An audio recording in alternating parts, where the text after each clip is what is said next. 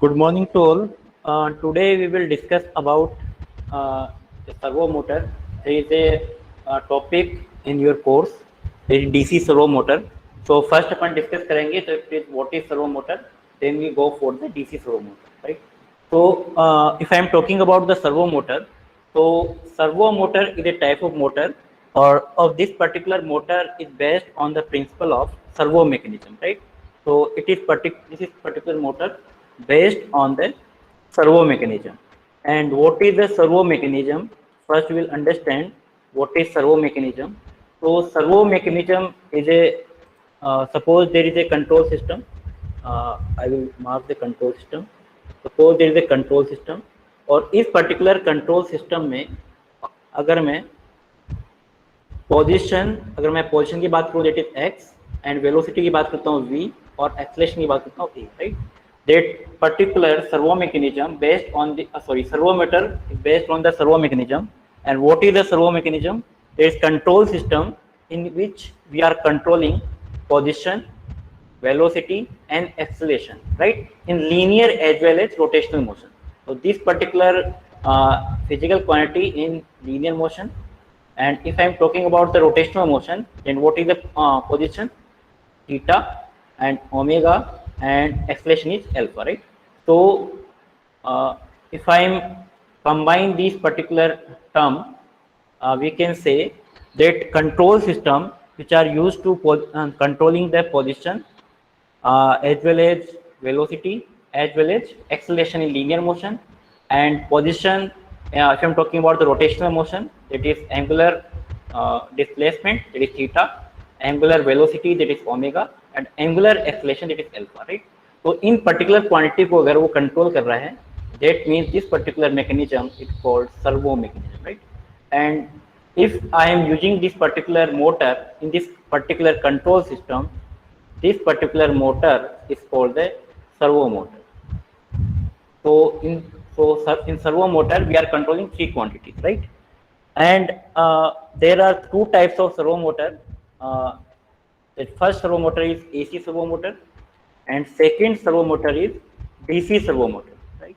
And but in our course only DC servo motor, and we will study about the DC servo motor, right? We do not will not study about the AC. We will only study about the DC servo motor, right? So in this particular DC servo motor, there are two types. That first type is already you have studied about this particular type. It is field controlled DC servo motor, and second type is armature control DC servo motor. Already आपने जो DC shunt motor में आपने पढ़ लिया है, फिर भी यहाँ पर अपन पूरा डिस्कशन करेंगे कंट्रोल सिस्टम के व्याप से क्या क्या यहाँ पर कंट्रोल करते हैं, राइट? कोई मुझे ये बता सकता है कि नॉर्मल डीसी मोटर में और सर्वो मोटर में क्या डिफरेंस होता है? एनीवन? अगर मैं नॉर्मल डीसी मोटर की बात करता हूँ और एक डीसी सर्वो मोटर की बात करता हूँ तो उनमें डिफरेंस क्या होता है? What is the difference between normal DC motor and DC servo motor?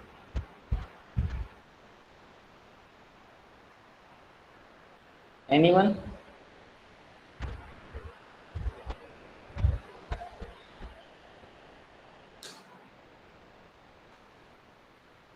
कोई नहीं बता सकता है? आप अगर डीसी मोटर की बात करते हो तो डीसी मोटर आपको कंटिन्यूअसली रोटेट करती है, right? It's continuously motion, right? But if I am talking about the DC servo motor, then in this particular motor only we have a precise control with the angle of 180 degree, right? आप चाहो तो इसको 180 degree तक rotate कर सकते हो, but अगर मैं डीसी मोटर की बात करता हूँ तो कंटिन्यूअसली आपकी रोटेट करते हैं कि उसको आप कंट्रोल नहीं कर सकते, राइट? तो डीसी सर्वो मोटर में कंट्रोलिंग वाला जो पार्ट होता है वो होता है, बट डीसी मोटर में कंट्रोलिंग वाला पार्ट नहीं होता है, राइट? तो इसलिए अपन डीसी सर्वो मोटर यूज में लेते हैं ताकि हम जितना स्पीड जो है, जितना उसकी पोजीशन है उसको कंट्रोल कर सकते हैं, right? That's why we will use the DC servo motor, right?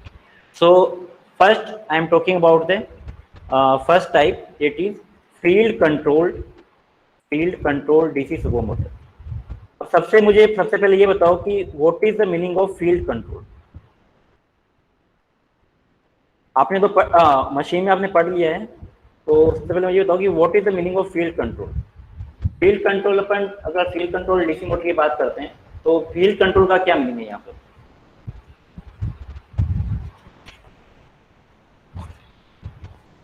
Anyone, what is the meaning of field control?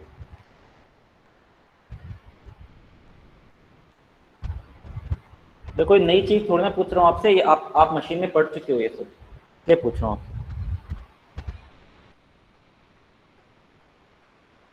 Am I audible to you all?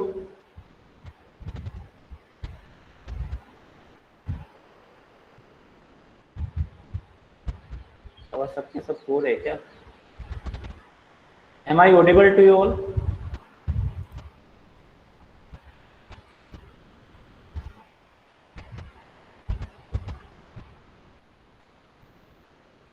Speed is controlled using field winding.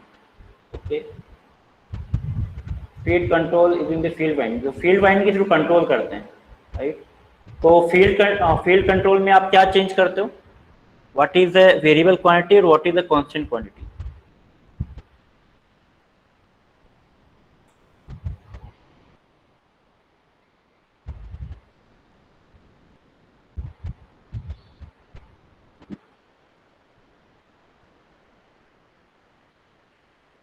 We vary the resistance. There is another type of method. Resistance is another type of method. देखो मैं बताता हूँ यहाँ पे। विनीत गहलोत कह रहे हैं कि आप फील्ड को चेंज करते हो। बिल्कुल। अब देखिए यहाँ पे मैं यहाँ पर आपको डीसी मोटर का डायग्राम बना रहा हूँ, फील्ड सर्किट और आर्मेचर सर्किट। तो यहाँ पर सपोज आपके पास मैं लेफ्ट हैंड साइड में सपोज फील्ड सर्किट बना रहा हूँ और suppose there is a field winding and resistance of field winding is suppose RF and inductance of field winding is suppose LF, right? And we have given the supply field voltage or field voltage denoted by suppose VF, right? This is the input quantity, right? And current flowing through the circuit, field circuit is suppose field current is IF, right? And suppose there is a armature and armature reactance or resistance is given by RA is the armature resistance, L is the armature inductance, right? And there is a motor with some torque and we will supply armature circuit supply is VA is the armature voltage, right? And current flowing through this armature circuit suppose IA, right? And we are rotating this particular motor with speed with angular speed of angular acceleration of theta and angular speed of omega n. We are assuming that, right? Or this particular for this particular motor, we have assumed that the moment of inertia is Jm and friction coefficient is F. अब यहाँ पर देखिए ये quantity मैंने assume की है, हो सकता है डिफरेंट बुक्स में डिफरेंट टर्म्स दे रखी हैं, बट आपके पास कॉन्सेप्ट सेम रहेगा, ठीक है? अब यहाँ पर आप क्या कर रहे हो, अब इसको समझने की कोशिश करना, अपन करना क्या चाह रहे हैं कि फील्ड कंट्रोल का मतलब क्या है? दैट मैं यहाँ पर फील्ड सप्लाई अप्लाई कर रहा हूँ, राइट? मैं फील्ड को यहाँ पर चेंज कर रहा हूँ। फील्ड को चेंज करने का मतलब है अगर मैं सप्लाई को चेंज करता हूँ, दैट मीन्स आप क्या करो, ये this is particular input quantity, right? इसको आप चेंज कर रहे हो, तो इसको चेंज करके आपका अल्टीमेट टारगेट क्या है? इस पर्टिकुलर मोटर की स्पीड को कंट्रोल करना या फिर इसके एंगुलर डिस्प्लेसमेंट को कंट्रोल करना, एक ही बात है, राइट? तो थीटा या ओमेगा एम को मैं कंट्रोल कर रहा हूँ, राइट? इसका मतलब क्या है कि इनपुट पे मेरे पास VF है, दैट इज कंट्रोलिंग। इसका मतलब जो कंट्रोलिंग वाली जो क्वांटिटी है वो कौन सी है, जिसको मैं यहाँ सप्लाई कर रहा हूँ, input quantity, that is VF, right? और VF को चेंज करके मैं क्या कर रहा हूँ, इसको स्पीड को कंट्रोल कर रहा हूँ, राइट? तो that is field winding, that is field current और field voltage the variable quantity, और for this particular quantity this particular armature current will be constant, right? तो फील्ड कंट्रोल के मेरे पास VF IF क्या रहेंगे, वेरिएबल। तो VF अगर variable है तो आपके पास IF भी क्या होगा, वेरिएबल होगा। तो क्या जान रहे हैं ना, क्या वेरिएबल होगा क्या कांस्टेंट होगा, और आर्मेचर करंट क्या रहेगी, कांस्टेंट रहेगी, ठीक है? So for field control, that's why it is called field control, because we are vary the field current or the field voltage, right? और armature current is constant for this particular field control. अब अपन करने क्या वाले हैं, उस particular field control DC servo motor में आप इसका ट्रांसफर फंक्शन फाइंड करने वाले हो। सबसे पहले आपको ये पता होना चाहिए ट्रांसफर फंक्शन होगा क्या। Transfer function is Laplace transform output to the Laplace transform input with all initial condition are 0। तो यहाँ पर इनपुट क्वांटिटी क्या है, VF है, और आउटपुट पे मैं क्या कंट्रोल कर रहा हूँ, स्पीड या फिर थीटा। इसका मतलब Laplace transform of output, output is omega M of S, और Laplace transform input that is V of S, right. तो इसका मतलब मैं ये क्वांटिटी जो है ये ट्रांसफर फंक्शन में कैलकुलेट करने वाला हूँ, राइट। तो अपना टारगेट पहले फिक्स होना चाहिए कि what will B you will calculate for this particular topic. तो यहाँ पर अपन ट्रांसफर फंक्शन फाइंड करने वाले हैं for DC servo motor with field control mode, right. Field control mode में अपन डीसी सर्वो मोटर का ट्रांसफर फंक्शन फाइंड कर रहे हैं, ठीक है। यहाँ तक किसी को डाउट, यहाँ तक किसी को डाउट है तो आप पूछ सकते हैं। फिर अपन आगे बढ़ते हैं, और किसी भी सिस्टम का ट्रांसफर फंक्शन फाइंड करने के लिए मैंने ऑलरेडी मेथड आपको बता दिया है। सबसे पहले अपन क्या करेंगे, अगर मान लो आपके पास कोई भी सिस्टम है, तो सिस्टम का ट्रांसफर फंक्शन फाइंड करने के लिए सबसे पहले बताया था, first you will write mathematical equation और द डायनेमिक इक्वेशन। सबसे पहले क्या करोगे, मैथमेटिकल आप इक्वेशन लिखोगे। ये सब सिस्टम के लिए सेम रहेगा, दुनिया में जितने भी सिस्टम हैं उनके लिए सबके लिए ट्रांसफर फंक्शन फाइंड करने के लिए सेम मेथड, राइट। तो मैथमेटिकल इक्वेशन आप लिखोगे। सेकंड, उनका आप लाप्लास ट्रांसफॉर्म फाइंड करोगे, find the Laplace transform, then we will calculate the transfer function. So this is the method by which find the transfer function of any system. किसी भी system का आपको transfer function find करना है तो यही आपके पास स्टेप है, राइट। तो फर्स्ट मैं कैलकुलेट कर रहा हूँ सपोज इसका मैथमेटिकल इक्वेशन, राइट। तो फर्स्ट सपोज मैं इलेक्ट्रिकल इक्वेशन लिख रहा हूँ, ठीक है। अगर मैं इस पर्टिकुलर लूप में अगर केवीएल लगाऊं, तो if I apply KVL on this particular loop, then what will be the equation, total voltage Vf equal to voltage drop, voltage suppose current is If, so voltage drop across resistance is If into Rf, so If into Rf plus voltage across inductance that is Lf into dIf by dt, right. This is the first equation for this particular loop, this is the first equation, right। ये equation आपको समझ में आ गई, easy equation है।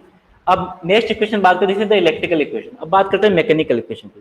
तो mechanical equation के लिए suppose इसका मैं टॉर्क पे जम कर लेता हूँ, suppose torque is motor torque is suppose Tm। So what will be the motor torque, आपने डीसी मोटर के अंदर पढ़ा होगा, वो DC shunt motor, that motor torque is given by the Kf into If proportional to field current for DC shunt motor, right. अब ये आया कैसे है, ये भी आपको बताता हूँ क्योंकि आपने ऑलरेडी पढ़ रखा है, बट फिर भी मैं बताता हूँ। यहाँ पर आपको पता है कि that motor torque is always proportional to phi into, sorry not phi I, motor torque proportional to phi into I, flux and armature current, ये आपको पता है ऑलरेडी डीसी मोटर के लिए। तो डीसी शंट मोटर के लिए मुझे पता है that phi is proportional to, always we know that the flux is proportional to field current, right। तो उसके लिए मैं क्या लिख सकता हूँ, Tm is proportional to phi is If, phi किससे प्रोपोर्शनल है, I से प्रोपोर्शनल है। और यहाँ पर अगर मैं कांस्टेंट, अगर मैं यहाँ पर कांस्टेंट लिखता हूँ, suppose this proportional constant is given bye constant, अगर मैं यहाँ पर Kf अज्यूम कर लेता हूँ तो Kf into If into Ia आ जाएगा, राइट। अब यहाँ पर आपको पता है that this particular armature current is constant, right. Not, इसको अपन बाद में प्रोपोर्शनल कांस्टेंट बाम लगाते हैं, प्रोपोर्शनल कर लेते हैं। तो this armature current is constant, क्या आपको पता है, ऑलरेडी मैंने अज्यूम किया था this particular current is constant. तो इस पर्टिकुलर करंट को मैं प्रोपोर्शनल क्वांटिटी में साउंड कर सकता हूँ, तो Tm proportional to If, because Ia is the constant quantity, और इसको प्रोपोर्शनल कांस्टेंट को मैं हटाता हूँ और प्रोपोर्शनल कांस्टेंट सपोज Kf हो जाता है, तो Kf इंटू I, राइट। तो यहाँ से इक्वेशन आई है, राइट। मैं डायरेक्टली लिख रहा हूँ, डायरेक्टली आप मशीन में आप जानते हो। तो आपको बताया that motor torque proportional to phi Ia, और flux, the field flux is proportional to field current, और this particular field current and Ia is the multiplication, and we know that for field control DC servo motor Ia is the constant quantity, right. तो Ia कांस्टेंट है तो इसको मैं remove कर सकता हूँ, यहाँ पर प्रोपोर्शनल कांस्टेंट में मैं उस कांस्टेंट को शामिल कर सकता हूँ। तो Tm proportional to nothing but the If, right. और If जो करंट जो है इसके लिए प्रोपोर्शनली कांस्टेंट में अगर Kf अज्यूम करता हूँ तो Tm equal to Kf If आ जाएगा, राइट। ठीक है, ये this is the second equation for the motor, right. Third equation अपन फाइंड करते हैं by using the mechanical rotational system, right. जैसे आप इक्वेशन आपने पढ़ा था पहले, for mechanical rotational system the torque equation is given by Tm equal to, तो Tm अज्यूम करता हूँ, T equal to J into T square theta upon D T square plus B D theta by D T and plus K, ये आपने assume किया था, sorry के not के, के इंटू थीटा, राइट, ये अज्यूम किया था। अब यहाँ पर आप देख सकते हैं कि इस पर्टिकुलर मोटर के लिए टी की वैल्यू क्या है, टी एम है, तो T M equal to J M, यहाँ पर क्या हो जाएगा, D square theta upon, theta की जगह हमने थीटा अज्यूम किया, थीटा एम, और यहाँ पर फ्रिक्शन कोएफिशिएंट यहाँ पे बी है, और यहाँ मैंने अज्यूम किया है एफ एम, राइट। तो बी की जगह मैं क्या लिख सकता हूँ, F M, F M is the friction coefficient of the motor, और थीटा की जगह मैंने क्या लिखी है, थीटा है, right. There is a no spring constant, तो यहाँ पर जो ये क्वांटिटी जो है जीरो बन जाएगी, राइट। तो this particular equation we will write that T M equal to, I कहाँ से है जो मैंने डायरेक्टली बता दिया, राइट। आपको इक्वेशन डायरेक्टली लिखनी है, मैं हर इक्वेशन में बता रहा हूँ कि किस तरीके से इक्वेशन आई है, बट आपको यहाँ पर डायरेक्टली लिखना है, D square theta M upon D T square plus F M into D theta M by D T, right. This is the third equation, right. Fourth equation आप लिख सकते हो, अगर we will know that, we know that about that omega M is defined as change in angular displacement D theta by D T, we already know that. तो इसको मैं change करता हूँ तो टॉर्क कितना बन जाएगा, torque equal to, torque T M equal to, अब यहाँ पर डबल डेरिवेटिव, तो डबल डेरिवेटिव को मैं सिंगल डेरिवेटिव में अज्यूम कर सकता हूँ, तो ये ओमेगा एम है, तो इसका डबल डेरिवेटिव करूँगा तो कितना आ जाएगा, D omega M by D T, तो D omega M by D T, और this particular theta D theta D T defined as omega. तो this particular equation we will write in M speed, right, speed की terms में मैं लिख सकता हूँ, right. तो these are the fourth equation, और इन इक्वेशन को ऊपर क्या कहें, मैथमेटिकल इक्वेशन, राइट। तो फर्स्ट स्टेप मेरे पास थी मैथमेटिकल इक्वेशन, तो ये मेरे पास कंप्लीट हो गया, राइट। इसमें यहाँ तक किसी को डाउट है तो आप पूछ सकते हैं, एनी डाउट?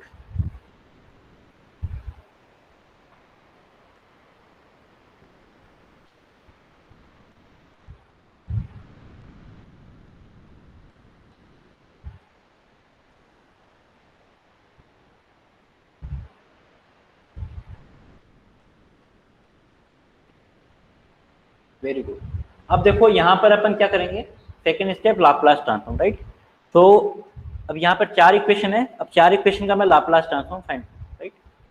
तो अपन सपोज फर्स्ट का कर रहे हैं, तो फर्स्ट का लाप्लास ट्रांसफॉर्म क्या होगा, this V F I F and are the variable in terms of time, right. so what is the Laplace transform of vf, is the vf of s, vf is a time dependent quantity, so v of s equal to rf is the constant quantity, तो rf तो ऐसा कैसा आएगा, और if is a time dependent quantity, so if of s, right, and plus यहाँ पर lf ऐसा कैसा आएगा, इस lf, और dif by dt का लाप्लास ट्रांसफॉर्म होगा s इंटू if, इस if को चाहो तो आप, क्योंकि लाप्लास ट्रांसफॉर्म ले रहे हो तो इसको कैपिटल कर लो, तो if of s, राइट।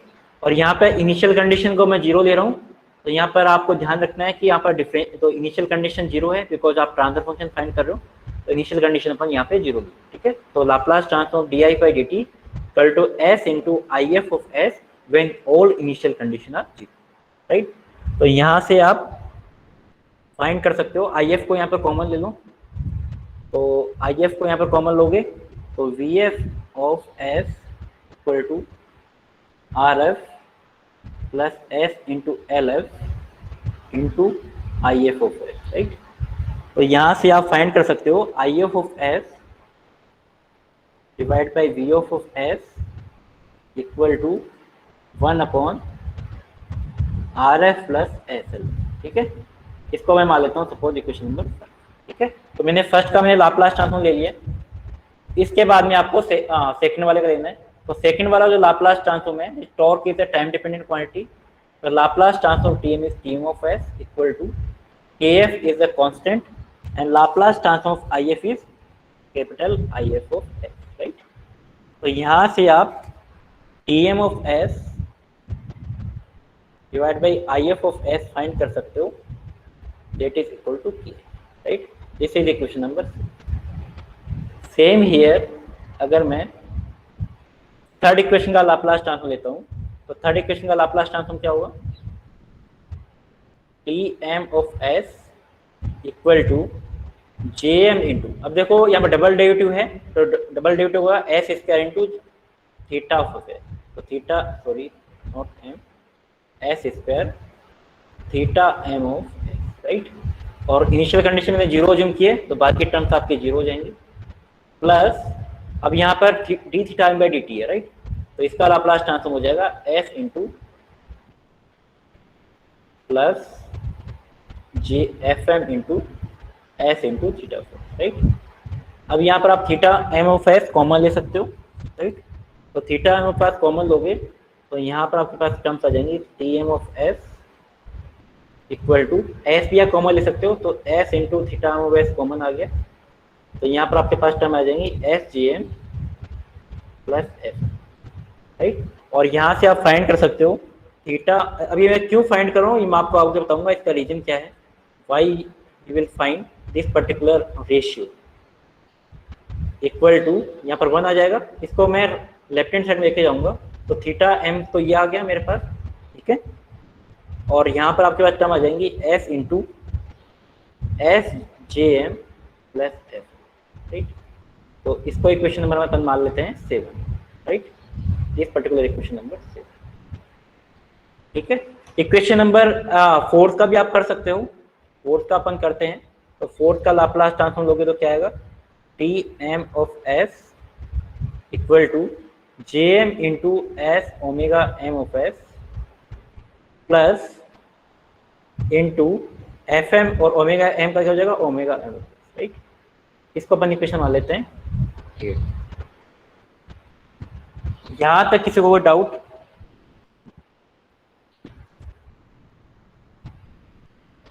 अब ये अपन रेशियो क्यों फाइंड कर रहे हैं ये मैं आपको बताने वाला हूँ, why we find out this particular ratio, right?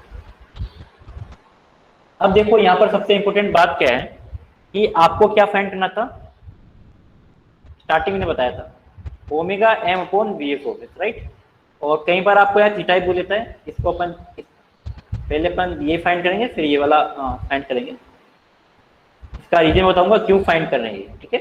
तो कई बार आपको पूछ सकता है वेलोसिटी का भी, और कई बार आपको पूछ सकता है एंगुलर डिस्प्लेसमेंट, राइट? दोनों अपन फाइंड करेंगे, तो सबसे पहले अपन ये फाइंड कर रहे हैं angular displacement divide by V of S, right? तो ये कब फाइंड होगा, अगर मैं, अब ध्यान से देखना, आपके पास यहाँ पे इनपुट में क्या क्वांटिटी होनी चाहिए, अगर मैं किसी ट्रांसफर फंक्शन को फाइंड करता हूँ तो इनपुट में आपके पास क्वांटिटी होगी वी ऑफ एस, मैंने बताया था आपको, और आउटपुट में क्या क्वांटिटी होनी चाहिए, आउटपुट में होना चाहिए आपका थीटा ऑफ एस या फिर ओमेगा ऑफ एस, राइट? अब देखो फर्स्ट ट्रांसफर फंक्शन देखिए आप, आई F of S upon V F of S, right? क्या ट्रांसफर फंक्शन है, 1 upon R F plus S L F, मतलब लाप्लास ट्रांसफॉर्म आउटपुट और लाप्लास ट्रांसफॉर्म इनपुट, तो output में क्या आ गया, आई एफ आ गया, इनपुट में क्या आ गया, वी एफ आ गया। अगर मैं इस पर्टिकुलर टर्म्स को मैं यहाँ पे लिखता हूँ 1 divided by are F plus S L F, और मैं यहाँ लिख देता हूँ आई एफ एस। अब देखो इसका मतलब क्या हुआ, लाप्लास ट्रांसफॉर्म आउटपुट तो लाप्लास ट्रांसफॉर्म इनपुट, तो इस पर्टिकुलर इक्वेशन को मैंने एक ब्लॉक डायग्राम से रिप्रेजेंट कर दिख रहा है आपको, Laplace transform output Laplace transform. इसी तरीके से यहाँ पर देखिए ये वाला जो फंक्शन देखिए कि Laplace transform output T M और इनपुट में क्या है आई एफ एस, तो इनपुट में तो ये हो गया, और आउटपुट में क्या हो जाएगा, आउटपुट में हो जाएगा टी एम ऑफ एस, तो लाप्लास ट्रांसफॉर्म आउटपुट और लाप्लास ट्रांसफॉर्म इनपुट, ठीक है? इसकी इस पर्टिकुलर गेन की वैल्यू कितनी है, के एफ है, ठीक है? तो ये वाला आपका क्लियर हो गया। तो लाप्लास ट्रांसफॉर्म आउटपुट और लाप्लास ट्रांसफॉर्म इनपुट, और यहाँ पर आपके पास इनपुट में क्या है, टी एम ऑफ एस है, आउटपुट में क्या है, थीटा एम ऑफ एस है, तो इसको भी मैं एक ब्लॉक डायग्राम से रिप्रेजेंट कर सकता हूँ, और यहाँ पर इसकी वैल्यू क्या आएगी, 1 divided by S into S J M plus F M, ठीक है?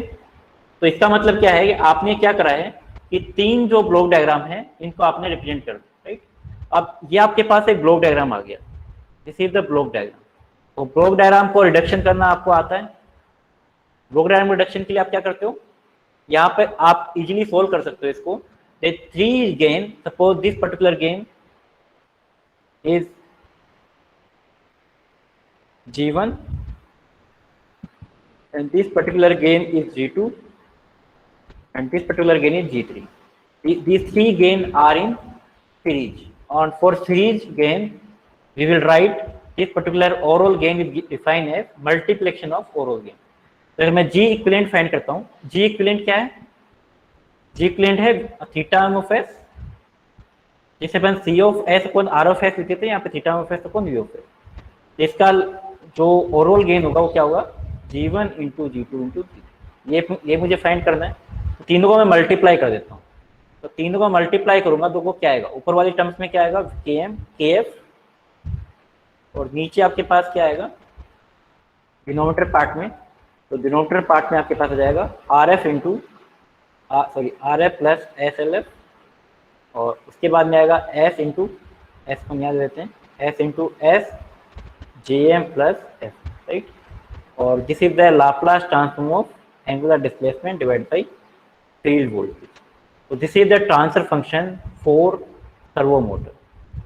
This is the transfer function for any servo motor in field control mode, right. ये आपके सामने ट्रांसफर फंक्शन है। अब आपको क्या है कि स्पीड का फाइंड करना है, ये तो एंगुलर डिस्प्लेसमेंट का है। तो इसके लिए अपन क्या कर सकते हैं, दो काम कर सकते हैं। एक काम तो क्या कर सकते हैं, आप इक्वेशन नंबर 8 को यूज में लो, ठीक है, जो कि मैंने नोट्स में आपको बता रखा है। नोट्स में इक्वेशन 8 को यूज में लिया है, ठीक है। बट यहाँ पर मैं डायरेक्टली करूंगा, देखो डायरेक्टली कैसे करना है, ठीक है। इक्वेशन 8 जैसे आपने इक्वेशन 7 को यूज में लिया है, यहाँ पर इक्वेशन 8 को यूज में ले लो, तो यहाँ पर आपकी इक्वेशन ये चेंज हो जाएगी, राइट। तो पूरा आपको वापस से सोल्व करना पड़ेगा। तो इतना अपन नहीं करना चाह रहे हैं, इसका अपन सिंपल शॉर्ट ट्रिक अपनाते हैं। और शॉर्ट ट्रिक में क्या करेंगे, शॉर्ट ट्रिक में अपन सिंपल सी एक टर्म्स होती हैं जो मैंने जस्ट आपको बताइए, that omega M equal to D theta M by D T, right. इसका आप लाप्लास ट्रांसफॉर्म लोगे तो क्या आएगा, omega M of S equal to S into theta, यही आएगा। अगर मैं लाप्लास ट्रांसफॉर्म लेता हूँ तो आपको क्या करना है कि ये जो क्वांटिटी है, एस वाली जो क्वांटिटी है, इसको हटा के आप मल्टीप्लाई कर दो यहाँ पे, क्योंकि क्रॉस मल्टीप्लाई हो जाएगा, यहाँ पर एस आ जाएगा। अब देखो एस थीटा ऑफ एस क्या बन गया, ओमेगा एम ऑफ एस। तो simple quantity omega M of S divide by V of F क्या आ गई, ये क्वांटिटी। तो मैंने सिंपली इस एस से मल्टीप्लाई कर दिया, ठीक है। तो आपके पास क्वांटिटी आएगी K F divided by R of F plus S L F and S J M plus F. This particular transfer function for the DC servo motor in field control mode। तो DC servo motor का आपके पास transfer function आ गया, right. तो अगर आपको exams में theta M of S V of S भी पूछता है तो भी इक्वेशन आप फाइंड कर सकते हो। तो थीटा एम ऑफ एस और थीटा बेस तो आपके पास ये आ जाएगा, और omega M of S upon V of S आपके पास ये ट्रांसफर है। तो this is the Laplace transform output. तुमको क्या करना है, स्पीड को कंट्रोल करना है। तो लाप्लास ट्रांसफॉर्म आउटपुट तो लाप्लास ट्रांसफॉर्म इनपुट, इनपुट में मैंने क्या दिया, फील्ड वोल्टेज दिया। तो this is the transfer function for DC servo motor in field control mode. Any doubt?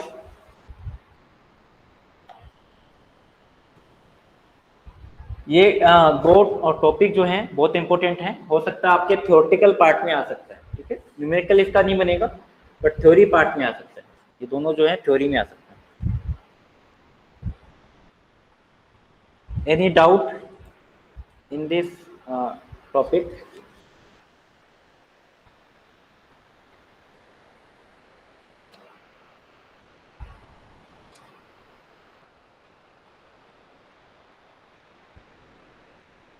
Guys, please respond in chat box.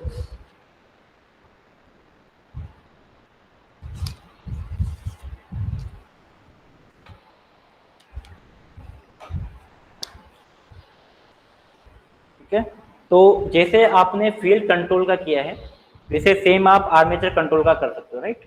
तो आर्मेचर कंट्रोल का जो है अपन नेक्स्ट क्लास में डिस्कस करेंगे। एक जो है क्वेश्चंस रह गया था सिग्नल फ्लो ग्राफ से रिलेटेड, वो आज मैं आपको बताने वाला हूँ, ठीक है। तो ये अपन armature control DC servo motor का अपन कल करेंगे। एक इम्पोर्टेंट टॉपिक था, सॉरी इम्पोर्टेंट क्वेश्चन था, वो भी एग्जाम में पूछा जा सकता है, ठीक है। अभी तक आया नहीं है, बट ऐसा नहीं है कि पूछा नहीं जा सकता है, वो मैंने भी आपको पढ़ाया नहीं है, वो अपन डिस्कस करेंगे। तो is a one question related to the signal flow graph, right.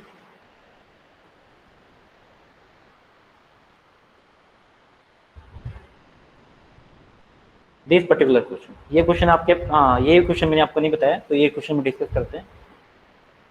That this particular question that draw the signal flow graph for the following set of equation। मतलब आपको क्या है, कोई भी ब्लॉक डायग्राम गिवन नहीं है, ठीक है, फिर भी आपको क्या पूछ रहा है, that is find the draw the signal flow graph। तो आपको एक इक्वेशन की फॉर्मेट में आपको गिवन, अगर आपको इक्वेशन गिवन है और इक्वेशन से आप सिग्नल फ्लो ग्राफ कैसे फाइंड करते हो, तो उस पर्टिकुलर कंडीशन पर यहाँ पर डिस्कस करने वाले हैं। तो यहाँ पर आपके पास इक्वेशन, कुछ इक्वेशन आपको दे रखी है, x2 equal to x1 plus ax5, x3 equal to bx2 plus cx4, x4 equal to dx2 plus ex3, x5 equal to fx4 plus gx3 and x6 equal to x5। That means आपको अगर इस particular form में equation given है, तो यहाँ पर इस particular equation में x1, x2, x3, x4 और x5 दीज आर नोड, ठीक है।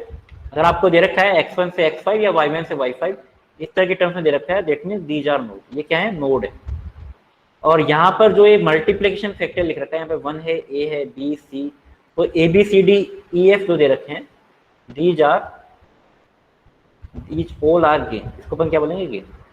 तो आपको जब भी इस पर्टिकुलर फॉर्मेट में क्वेश्चन दे रखी है, तो आपको सबसे पहले ये फाइंड करना है कि x1, x2, x3, x5 इसको अपन क्या बोलेंगे, नोड बोलेंगे, और जो इनके मल्टीप्लिकेशन फैक्टर है या फिर कोएफिशिएंट है, इनको अपन बोलेंगे गेन, राइट।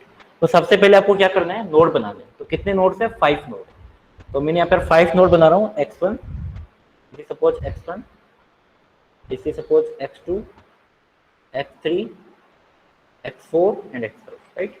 तो these are 5 node, x1, x2, x3, x4, x5। मैंने 5 नोड बना लिए। तो 5 नोड बनाने के बाद में आपको एक एक इक्वेशन को सोल्व करना है, और कैसे सोल्व करना है कि आप, सॉरी सोल्व नहीं करना, ड्रॉ करना है। तो ड्रॉ कैसे करना है, यहाँ पर सबसे पहले x2 की इक्वेशन दे रखी है, मतलब इस पर्टिकुलर के लिए ये x2 है, इसके लिए आपको इक्वेशन दे रखी है। तो x2 से कौन कौन से ग्राफ कनेक्टेड हैं, एक तो क्या कनेक्टेड है, x1 और एक x5। मतलब x2 पर जो भी आपके पास इनपुट आएंगे वो कहाँ से आएंगे, x1 से आएंगे और x5 से आएंगे, राइट। तो सपोज मैं फर्स्ट बात करता हूँ x1 से, तो x1 से इनपुट आ रहा है और इसका जो मल्टीप्लिकेशन फैक्टर या कोएफिशिएंट है वो कितना है, 1 है। मतलब कोई कोएफिशिएंट नहीं है, मतलब इसका 1 कोएफिशिएंट है। इसका मतलब x1 से एक आपके पास इनपुट आया x2 पर, और इसका गेन कितना होगा, 1, गेन इज 1। तो मैंने x2 से x1 को कनेक्ट कर दिया। एक आपके पास x5 से आ रहा है, इसका गेन कितना है, a। तो एक x5 से आ रहा है, गेन आ रहा है a। तो किधर से भी आप ऊपर से कनेक्ट करो, नीचे से कनेक्ट करो, एक ही बात, ठीक है। देखिए आप कनेक्ट करो, अब डायरेक्शन क्या होगी, x5 टू x1, क्योंकि x2 पे आ रहा है। तो यहाँ पर आप ये देख सकते हो, अगर मैं x2 की इक्वेशन यहाँ से फाइंड करता हूँ, तो x2 की इक्वेशन क्या होगी, x1 into 1 plus x5 into 1, that means x2 यहाँ पर फाइंड होगा। तो फर्स्ट इक्वेशन आपकी क्लियर होगी। सेम हियर, अगर मुझे x3 फाइंड करना है, तो फर्स्ट इक्वेशन लिख रहे हैं अपन, सेकंड इक्वेशन x3 के लिए।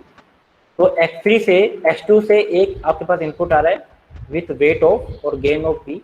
तो x2 से आपके पास गेन आ रहा है b, तो मैंने यहाँ पर कनेक्ट कर दूंगा, x2 से गेन आ रहा है b, या मैंने b गेन कनेक्ट कर दिया। उसके बाद में x4 से आ रहा है c गेन, राइट। तो x4 मेरे पास कहाँ पर है, यहाँ पर है, कितना गेन आ रहा है, c गेन आ रहा है। तो x4 से x3 को मैंने गेन कनेक्ट कर दिया, c गेन हो गया। तो ये भी वाला मेरे पास कनेक्ट हो गया, दोनों कनेक्ट हो गए।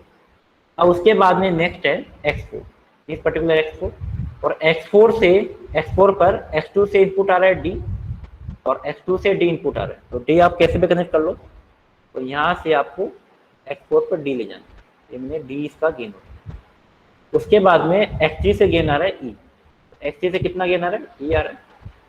तो जिस पर्टिकुलर गेन के लिए आप, जिस पर्टिकुलर नोड के लिए आप क्वेश्चन लिख रहे हो, उनपे इनकमिंग नोड होंगे, राइट, सॉरी इनकमिंग ब्रांचेज होंगे। तो मैं क्या कर रहा हूँ, इनकमिंग ब्रांचेज यहाँ पे लिख रहा हूँ। जैसे x2 के लिए भी दोनों इनकमिंग ब्रांचेस थी, x3 के लिए भी दोनों इनकमिंग ब्रांचेस, x4 के लिए भी incoming branches, right. x4 clear हो गया। x4 पर कहाँ से आ रहा है, x4 से f आ रहा है, तो x4 से मैंने ले लिया f, x4 से f, और उसके बाद में x3 से g, x3 से g आ रहा है, तो x3 मेरे पास ये वाला है, तो x3 से आपको g कनेक्ट करना है, राइट। तो ये मैंने कनेक्ट कर दिया, ठीक है, ये भी क्लियर हो गया। उसके बाद में S6 भी है, S6 मैंने बनाया नहीं था, सॉरी, या मैंने 5 नोड लिखे हैं, S6 भी नोड था, तो अपन S6 कोई दिक्कत नहीं है, S6 बना लेते हैं। अब यहाँ पे देखो S6 पर सिर्फ X5 से आ रहा है, तो वेट कितना है इसका 1, X5 से सिर्फ एक वेट आ रहा है सिर्फ 1 का, मतलब गेन यहाँ पर कितना होगा, गेन होगा। तो this is the signal flow graph when equations are given. तो जब भी आपको इक्वेशन गिवन है तो उस तरह से आप सिग्नल फ्लो ग्राफ की प्लॉट कर सकते हैं, राइट, ठीक है। तो कभी एग्जाम में ऐसा क्वेश्चन आया ही नहीं है, हो सकता है कभी आ जाए, इसलिए मैंने आपको ये क्वेश्चन भी बता दिया, ठीक है। तो इस तरह के क्वेश्चन, क्योंकि सबसे सिंपल क्वेश्चन है, इस तरह के क्वेश्चन आप ट्राई कर लेना, 3 से 4 क्वेश्चन, तो यहाँ पर आपको क्लियर हो जाएगा, ठीक है। अब इसका सपोज आपको वो बनाना है, सपोज इसमें गिवन नहीं है, इसका सपोज आपको क्या चाहिए, ट्रांसफर फंक्शन चाहिए, तो मुझे इसका ट्रांसफर फंक्शन फाइंड करके बताओ। 1 बाय 1 को पूछूंगा आपको। सबसे पहले बात करते हैं फॉरवर्ड, इसमें पूछा नहीं है बट अपन सपोज फाइंड करना चाह रहे हैं, तो इस फंक्शन में फॉरवर्ड पाथ कितने हैं, number of forward path, number of forward path कितने हैं यहाँ पर,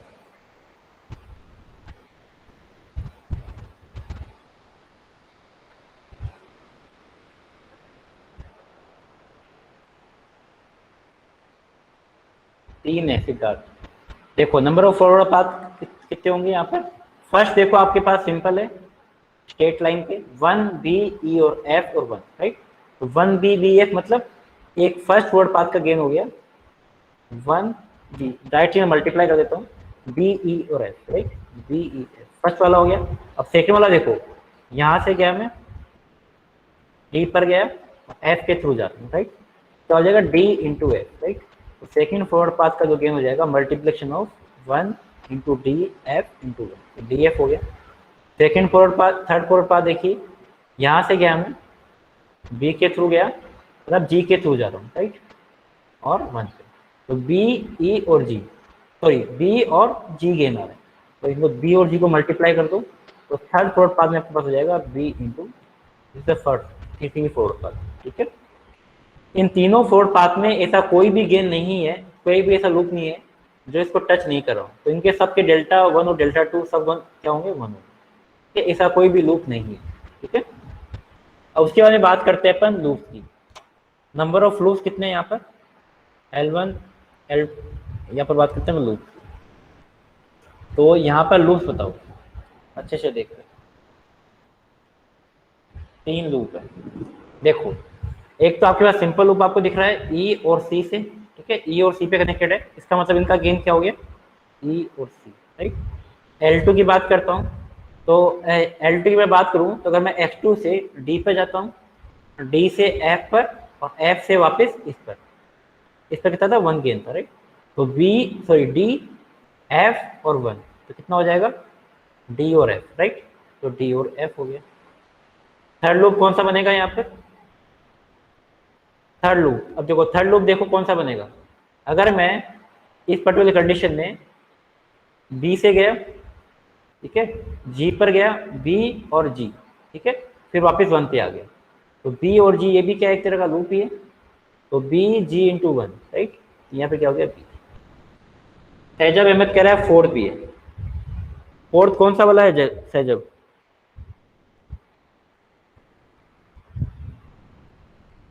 फोर्थ कौन सा वाला बता रहे हो, सर ये इधर से ना एक x2 से फिर ये -1 से स्टार्ट हो आके वापस x2 पे रुकेगा ना, ये वाला कह रहे हो, हाँ नीचे वाला। नीचे वाला तो अपने काउंट कर लिया ना, नीचे वाला बी ई एफ इंटू 1, यही कह रहे हो, बी इंटू एफ और 1, L4 equal to B E F into one, तो बी एफ हो जाएगा। उसके अलावा कोई दिख रहा है लूप? इसके अलावा कोई है क्या? देखो एक बार अच्छे से।